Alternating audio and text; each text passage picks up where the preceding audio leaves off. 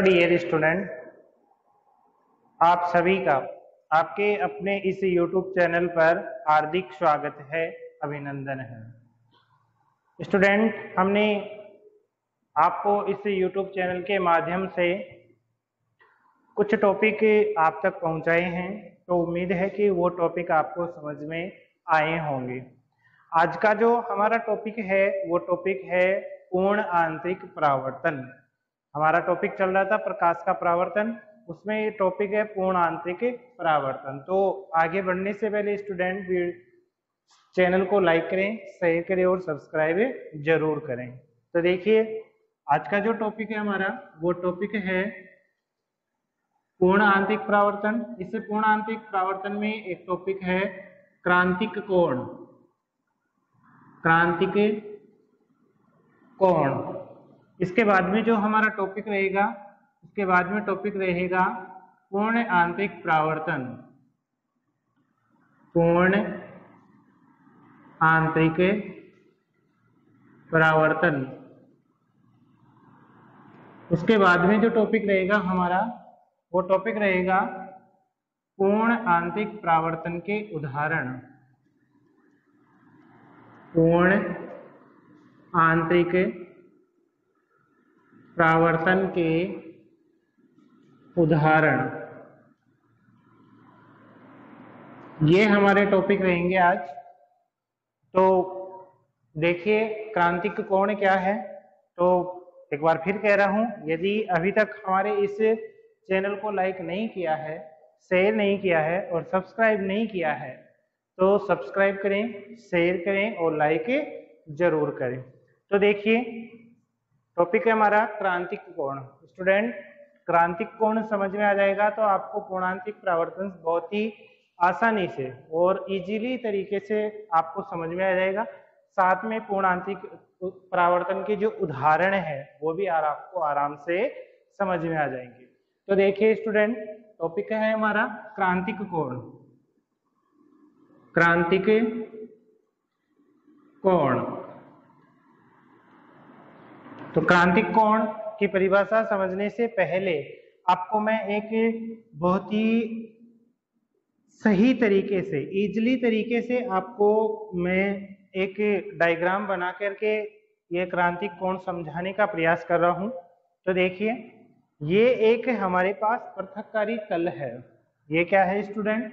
आप कहोगे सर ये पृथककारी तल है। ये है पृथककारी तल। और इस पृथककारी तल की परिभाषा मैंने पिछले वीडियो में आसान तरीके से और बहुत ही इजीली तरीके से आपको समझा दी है, तो अभी यहाँ पर बताने की आवश्यकता नहीं है। अब देखिए, पृथककारी तल है। यहाँ हमने ऊपर की तरफ इस पृथककारी तल के ऊपर माध्यम 1 मान लेते हैं और यहाँ हम नीचे की तरफ माध्यम 2 मान लेते हैं। ये क्या हो गया? माध्यम 2। ऊपर वाला जो माध्यम है, हम इस ऊपर वाले माध्यम को मान सकते हैं विरल माध्यम। इसको हम मान रहे हैं विरल माध्यम और इसको मान रहे हैं हम सघन माध्यम।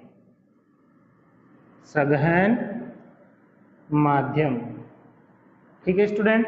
अब एक चीज देखिए, यहाँ पर जो मैं बताना चाह रहा हूं पूर्ण आंतरिक परावर्तन, इस पूर्ण आंतरिक परावर्तन के अंदर सबसे पहले एक इम्पोर्टेंट चीज नोट डालने लायक जो चीज है वो चीज ये है कि ये जो पूर्ण आंतरिक परावर्तन की घटना संपन्न होती है वो कब संपन्न होती है। ये कंपटीशन एग्जाम में भी काफी बार पूछ लिया गया है और ऐसे बोर्ड एग्जाम में भी बहुत बार पूछ लेते हैं या पूछ लिया गया है।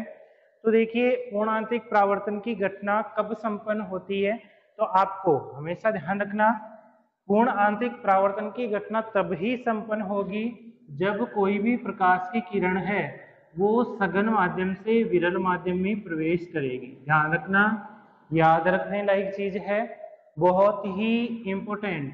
कौन सा टेंट? इंपोर्टेंट। टेंट का नाम आ गया है यहाँ, इंपोर्टेंट। बहुत ही इंपोर्टेंट बात है ये कि पूर्ण आंतरिक परावर्तन की घटना कब संपन्न होती है। तो पूर्ण आंतरिक परावर्तन की घटना जब भी कोई प्रकाश की किरण सघन माध्यम से विरल माध्यम में प्रवेश करती है तब पूर्ण आंतरिक परावर्तन की घटना संपन्न होती है। ठीक है, तो अब यहाँ देखिए, मान लीजिए कि हमारा ये सघन माध्यम है और ये विरल माध्यम है। सघन माध्यम और विरल माध्यम की जो परिभाषा है वो मैंने पिछले वीडियो में अच्छी प्रकार से समझा दी थी। मान लीजिए कि यहाँ पर एक प्रकाशिक स्रोत है, ये हमारा क्या है, प्रकाशिक स्रोत या प्रकाश स्रोत है। अब देखिए यहाँ से एक प्रकाश की किरण इस पृथक्कारी तल पर आपतित हो रही है। ये जो प्रकाश की किरण है, ये प्रकाश की किरण है आपतित किरण। यहाँ हमने एक लंब डाल लिया। ठीक है, अब देखिए पिछले वीडियो में मैंने एक चीज अच्छी प्रकार से समझा दी थी कि ये आपतित किरण है, ये अभिलंब और ये पृथक्कारी तल है। ठीक है स्टूडेंट, अब एक दूसरी चीज और समझाई थी मैंने कि जब भी कोई, याद कीजिए पिछले वीडियो में बताया है मैंने, याद कीजिए कि जब कोई प्रकाश की किरण सघन माध्यम से विरल माध्यम में प्रवेश करती है, ये सघन माध्यम है और ये क्या है, विरल माध्यम है। तो जब कोई प्रकाश की किरण सघन माध्यम से विरल माध्यम में प्रवेश करती है तो क्या होता है, तो आपको अच्छी प्रकार से याद आ गया होगा क्या होता है। तो आप बता दोगे कि वो अभिलंब से दूर हटती है। वो क्या होती है, अभिलंब से दूर हटती है। तो जानी कैसे चाहिए थी स्टूडेंट, ऐसे सीधी जानी चाहिए थी, लेकिन ये अभिलंब से दूर हट गई। हटने का कारण क्या था, तो आप बहुत ही अच्छी प्रकार से बता सकते हो। हटने का कारण ये था कि जब भी कोई प्रकाश की किरण सघन माध्यम से विरल माध्यम में जाती है तो उसका वेग बढ़ जाता है। क्या हो जाता है, तो आप कह दोगे वेग बढ़ जाता है, और इस वेग बढ़ने के कारण ही वो अभिलंब से क्या हो गई, दूर हो गई। तो ये स्टूडेंट कौन सी किरण हो गई, तो आप इसका नाम बताओगे कि सर ये आपतित किरण है। नाम बताइएगा इसका, तो आप इसका नाम बता दोगे आपतित किरण। ये क्या हो गया, तो आप कह दोगे कि ये सर अभिलंब है, और इसका क्या नाम होगा, तो इसका नाम आप बता दोगे कि ये सर अपवर्तित किरण है। ये कौन सी किरण है, तो आप कह दोगे ये अपवर्तित किरण है। ठीक है स्टूडेंट, अब देखिए आगे, यदि यहाँ अभिलंब और अपवर्तित किरण के मध्य, अभिलंब और याद कीजिएगा फिर पीछे कि अभिलंब और अपवर्तित किरण के मध्य जो कोण बनता है वो कौन सा कोण बन रहा है, तो अभिलंब और अपवर्तित किरण के मध्य कौन सा कोण बनता है, आपतन कोण I बनता है।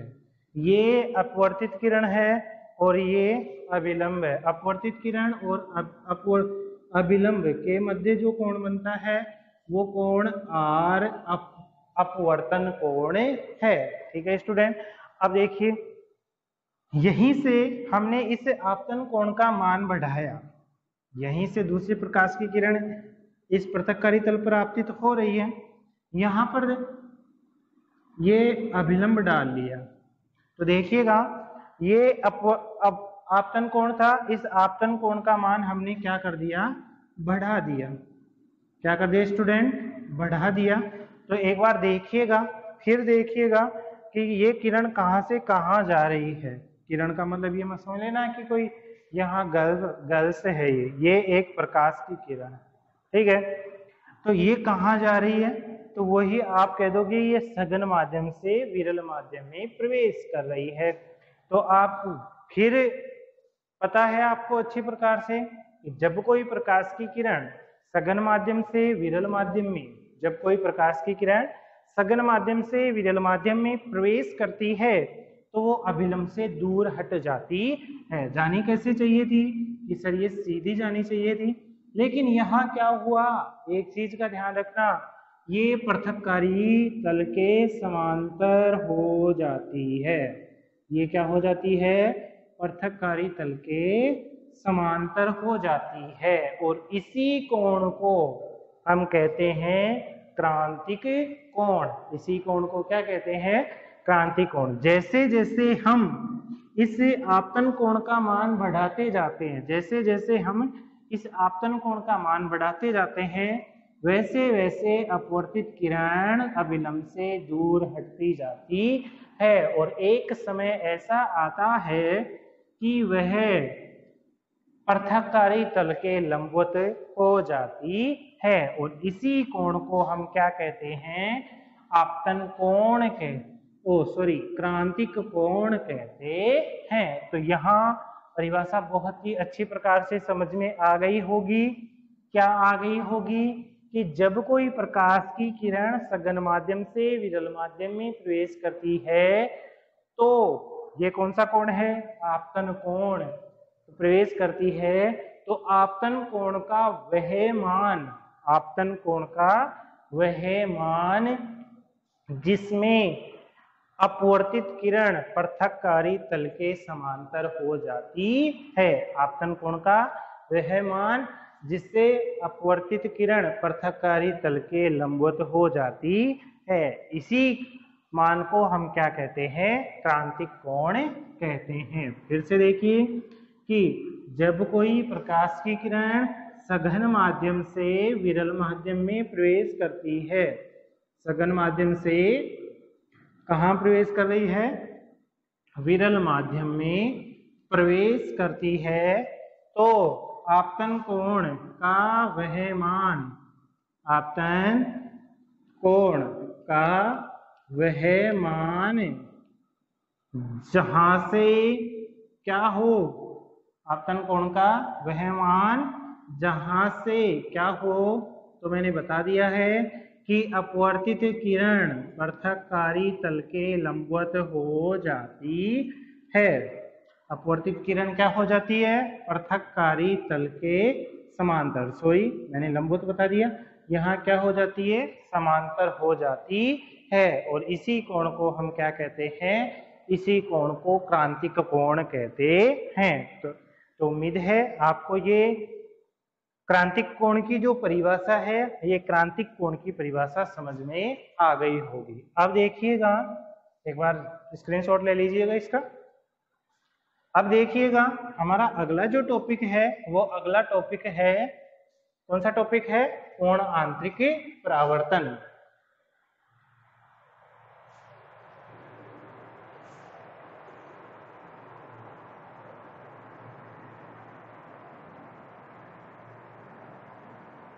तो स्टूडेंट देखिएगा हमारा अगला जो टॉपिक है वो कौन सा है? कोण आंतरिक परावर्तन। तो देखिए कोण आंतरिक परावर्तन क्या कहना चाह रहा है।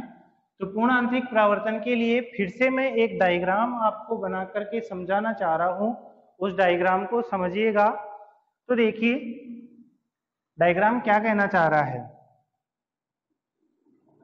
मान लीजिएगा कि ये एक आपकी पृथककारी तल है जहां पर ऊपर की तरफ माध्यम 1 है और नीचे की तरफ माध्यम 2 है। ये तो माध्यम कौन सा है? 1 है और ये माध्यम कौन सा है? 2 है। ये माध्यम 2, इस माध्यम को हम कह रहे हैं विरल माध्यम। इसको हमने कह दिया विरल माध्यम और इसको हमने कह दिया सघन माध्यम। ये हो गया हमारा सघन माध्यम।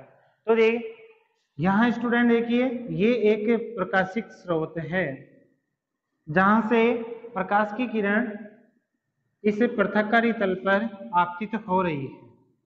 ये कौन सी किरण हो गई? तो आप कह दोगे ये आपतित किरण है। यहाँ हमने एक लंब डाल लिया जिसको हम बोलते हैं अभिलंब, जिसको हम क्या कहते हैं? अभिलंब कहते हैं। ये हमारी क्या है? तो आप कह दोगे कि ये आपतित किरण है। ये कौन सी किरण हो गई स्टूडेंट? आप कह दोगे ये आपतित किरण है। अब देखिएगा इससे आपतित किरण का क्या होगा? अपवर्तन होगा। अपवर्तन के पश्चात के दौरान ये जानी कैसे चाहिए थी? सीधी जानी चाहिए थी, लेकिन देखिएगा यहाँ ये सघन माध्यम से कहाँ जा रही है? यह सघन माध्यम से विरल माध्यम में प्रवेश कर रही है। तो जब कोई प्रकाश की किरण सघन माध्यम से विरल माध्यम में प्रवेश करती है तो क्या होता है? आप कह दोगे कि वो अभिलंब से दूर हटती है। तो ये स्टूडेंट इस प्रकार से ये अभिलंब से क्या हो गई, दूर हट गई।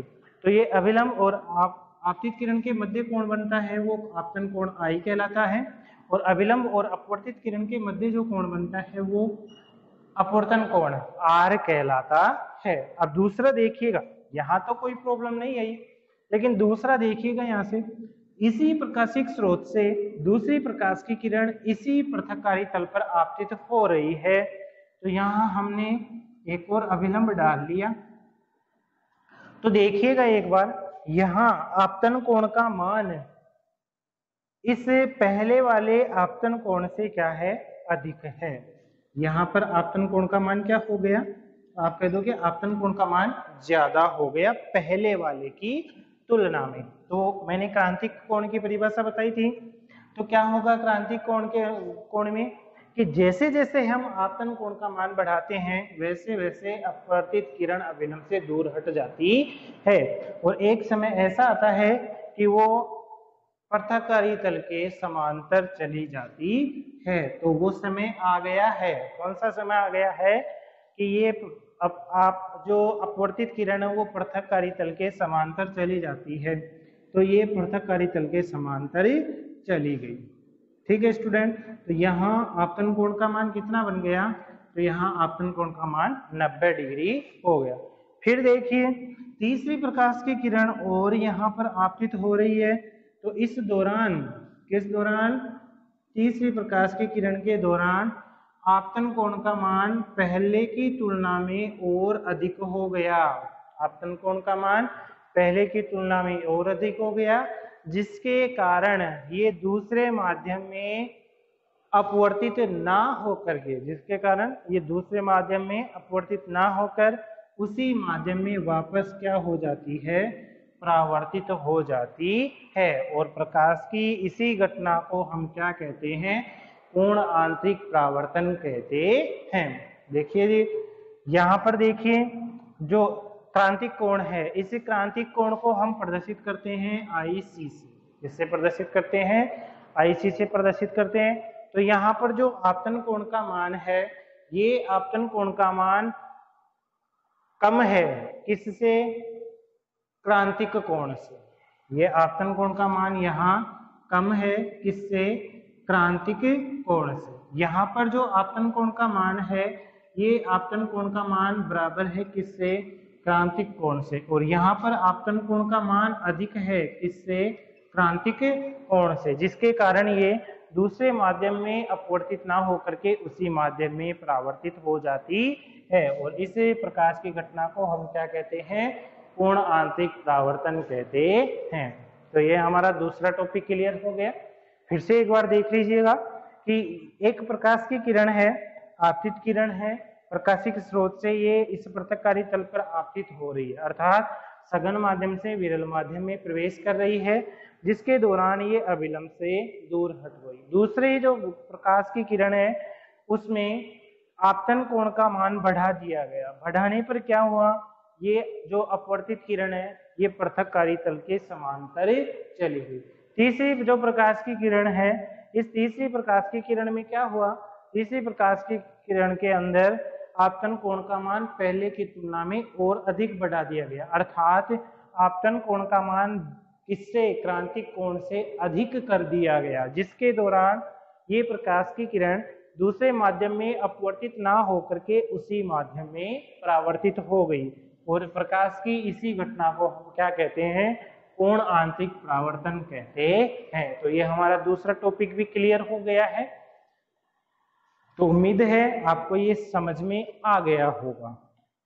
अब देखिएगा तीसरा जो हमारा आज का इस वीडियो का अंतिम जो टॉपिक है वो टॉपिक है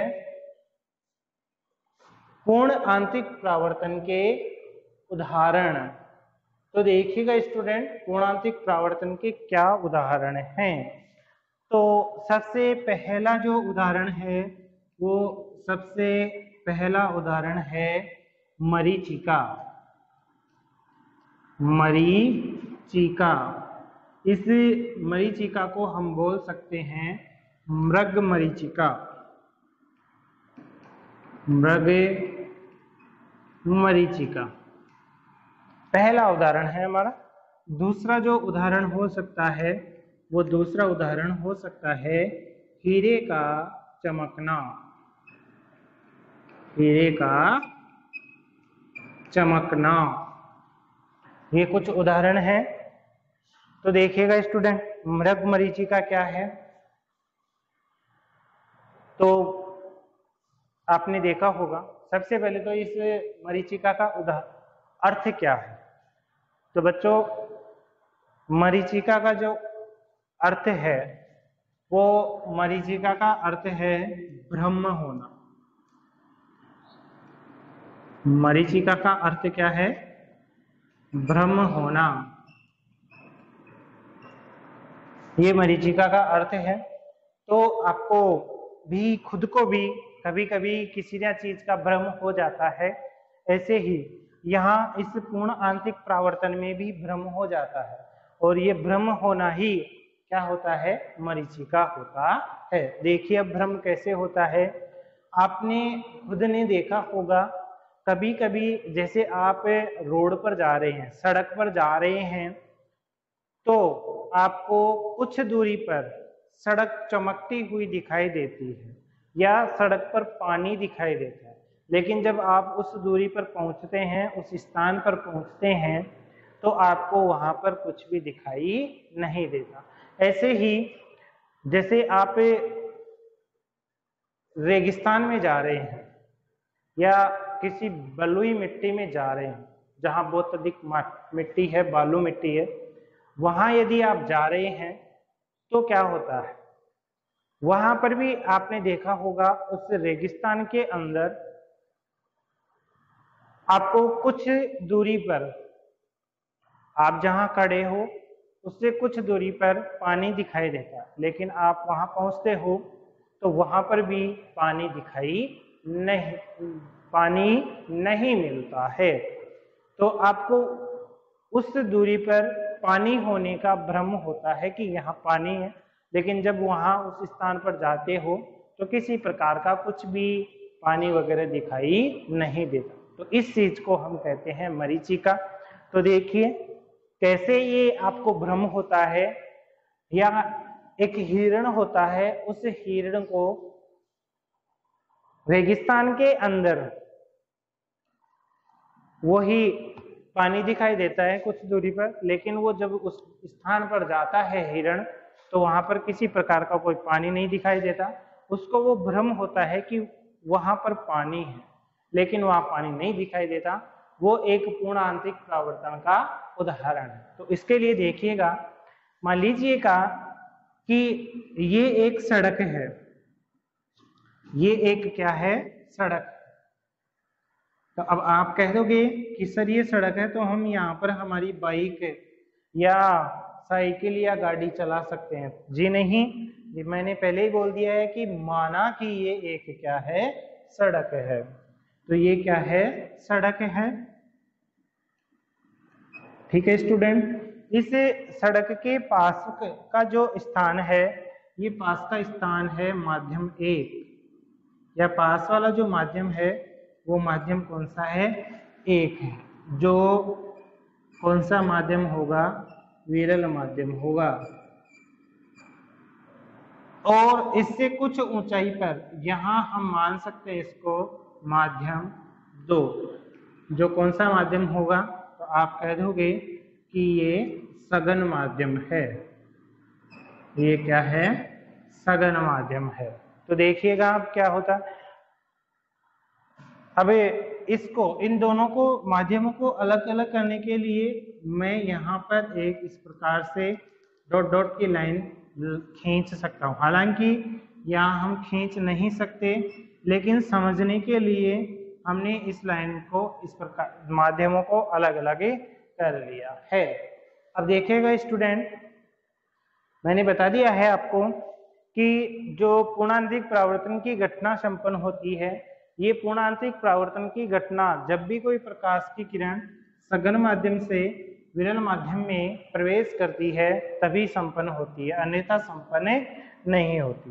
तो देखिएगा यहाँ एक बिंब खड़ा है, ये इस प्रकार से मान लीजिएगा ये एक बिंब है, बिंब का मतलब हो गया वस्तु, ठीक है। तो इस वस्तु से एक प्रकाश की किरण इस प्रकार से आपतित होगी, आपतित होगी तो क्या होगा, ये नीचे वाली जो वायु है, माध्यम 1 की जो वायु है वो गर्म है, और ऊपर वाले माध्यम की जो वायु है वो क्या है, ठंडी है, जिसके दौरान क्या होगा कि जो आपतन कोण का मान होता है वो आपतन कोण का मान क्रांतिक कोण के मान से अधिक हो जाता है। आपतन कोण का मान क्या हो जाता है, क्रांतिक कोण से अधिक हो जाता है, जिसके कारण ये प्रकाश की किरण इस रोड पर ना पहुंच करके ऊपर ही वापस क्या हो जाती है, परावर्तित हो जाती है, वापस क्या हो जाती है, परावर्तित हो जाती है। तो इस वस्तु का यहाँ पर कोई प्रतिबिंब नहीं बना, लेकिन जब इनको हम इस को पीछे की ओर बढ़ाते हैं तो इस प्रकार से हमारे पास वस्तु का प्रतिबिंब बनता है। इस प्रकार से वस्तु का क्या बनता है, प्रतिबिंब बनता है। ठीक है स्टूडेंट, इस प्रकार से इस वस्तु का क्या बन रहा है, प्रतिबिंब बन रहा है। ठीक है, तो यहां पर देखिए ये प्रतिबिंब बन गया, जिसके कारण हमें ये मरीचिका का भ्रम होता है, और जब हिरण को कुछ दूरी पर पानी दिखता है तो वो वहां पहुंचता है, लेकिन वहां किसी प्रकार का कोई पानी नहीं मिलता है। फिर आगे की ओर देखता है वो हिरण, तो फिर वहां पर पहुंचता है, वहां पर भी किसी प्रकार का कोई पानी नहीं मिलता है, और इस प्रकार से उसको भ्रम होता रहता है, और वो दोपहर के अंदर घूमता रहता है। ये हमारा मृगमरीचिका है, आपको अच्छी प्रकार से समझ में आ गया होगा। अब देखिए दूसरा जो हमारा उदाहरण है, वो दूसरा उदाहरण है हीरे का चमकना। देखिए स्टूडेंट, ये हीरे का चमकना किस प्रकार से होता है, हीरा किस प्रकार से चमकता है। तो देखो, जो जौहरी होता है, एक जो हीरा होता है, वो हीरा इस प्रकार से एक गोल संरचना होती है। इस प्रकार से हीरा जो होता है वो एक क्या होता है, गोल संरचना होती है। ठीक है, अब इस गोल जो हीरा होता है, इस हीरे को जो जौहरी होता है उसको इस प्रकार से आकार देता है, इस प्रकार से इसको क्या कर देता है, बना देता है। ऐसी ऑक्टेड संरचनाएं वो निर्मित कर देता है। देखिएगा, इस प्रकार से ऑक्टेड संरचनाएं वो क्या कर देता है, बना देता है। तो अब क्या होगा कि यहां से मान लीजिएगा ये एक प्रकाशिक स्रोत है, इस प्रकाशिक स्रोत से प्रकाश की किरण है, वो प्रकाश की किरण यहाँ आपतित हो रही है, ये बाहर हवा है, वायु है, तो इसको हमने सघन माध्यम मान लिया। कैसा माध्यम मान लिया, सघन माध्यम। ठीक है स्टूडेंट, और इस अंदर वाला ये कांच है, और इस कांच को हमने कौन सा माध्यम मान लिया, तो आप कह दोगे इस कांच को हमने विरल माध्यम मान लिया। और जब कोई प्रकाश की किरण सघन माध्यम से विरल माध्यम में प्रवेश करती है तो वह अविलंब से दूर हट जाती है। तो देखिएगा, ये प्रकाश की किरण इस प्रकार से आपतित हो रही है, ये अविलंब है, तो क्या होगा, ये अविलंब से क्या होगी, दूर हटेगी, तो ये इस प्रकार से चली जाती है। फिर यहाँ से ये फिर विरल माध्यम से कहाँ जा रही है, सघन माध्यम में, तो ये आगे जाकर के इस प्रकार से क्या हो जाती है, अपवर्तित हो जाती है, फिर इस प्रकार से अपवर्तित हो जाती है, फिर इस प्रकार से अपवर्तित हो जाता है, फिर ऐसे अपवर्तित हो जाता है, और इस प्रकार से चलती रहती है, जिसके कारण हीरा चमकता हुआ दिखाई देता है। जिसके कारण ये हीरा क्या होता है, चमकता हुआ दिखाई देता है। तो ये हमारा आज का टॉपिक पूर्ण तरीके से कंप्लीट हो चुका है। आप उम्मीद है कि आपको ये टॉपिक जो है वो समझ में आ गया होगा। ठीक है स्टूडेंट, तो यदि अब भी किसी प्रकार का कोई डाउट होता है, किसी भी स्टूडेंट को किसी भी प्रकार का डाउट होता है, तो आप कमेंट बॉक्स में कमेंट कीजिएगा ताकि हमें भी पता चले कि कहाँ समस्या आ रही है और उससे समस्या को हम दूर कर सकें। ठीक है स्टूडेंट, तो उम्मीद है आज का ये जो टॉपिक है हमारा वो टॉपिक बहुत ही अच्छी प्रकार से समझ में आया होगा। तो अब लास्ट में फिर मैं कहना चाह रहा हूं कि यदि समझ में ही आ रहा है तो फिर देर किस चीज की कर रहे हो, चैनल को सब्सक्राइब क्यों नहीं कर रहे? तो चैनल को सब्सक्राइब करें, शेयर करें और लाइक भी जरूर करें। थैंक यू, धन्यवाद, जय हिंद।